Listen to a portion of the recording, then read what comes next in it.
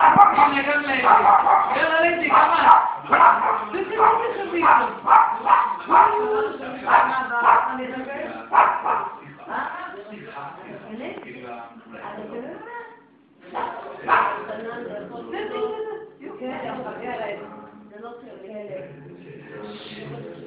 תגיד, שר זה לירז.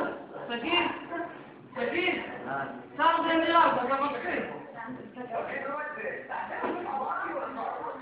מה לי? שר זה לירז.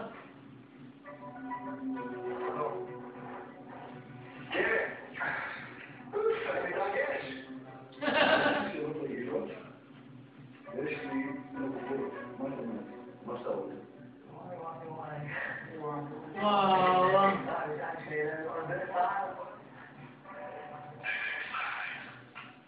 וואו.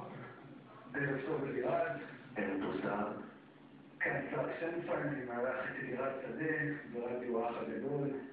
חשבתי להתחיל כמה שאלות בסיסיות של תראו סער זה לירז, תגיד. תראו שתרקע, מי שלא מכיר זה. הוא הקשוח והמתוח. בקיצור, לירז, למה באת לפה? כי זה מאוד מעניין, זה כיף מאוד להיות מוכר. אני באמת חושב שזה הדבר הכי טוב שלנו בחיים, עד טוב.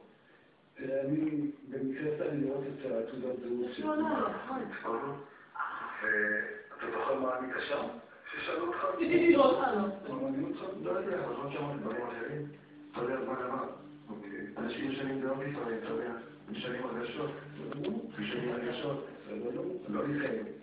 אוקיי, לירז, מה העיתונות שלך? מה העיתונות שלך? אני לא אדבר על העיתונות שלי. אתה לא רוצה לענות? אני לא רוצה לבואה עכשיו.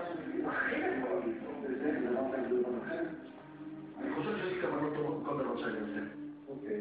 וזה הדבר היחיד שאני יכול להגיד. יכול להיות שאני טועה בדרך, כמו שעשיתי טעויות, אבל המקום שלי הוא טוב. אני רק בא אליו בטוב. יש לך אג'נדה פוליטית? אג'נדה? לא. יש לך משהו לתרום, או משהו שמעניין אותך בפוליטיקה? אני עושה מילואים.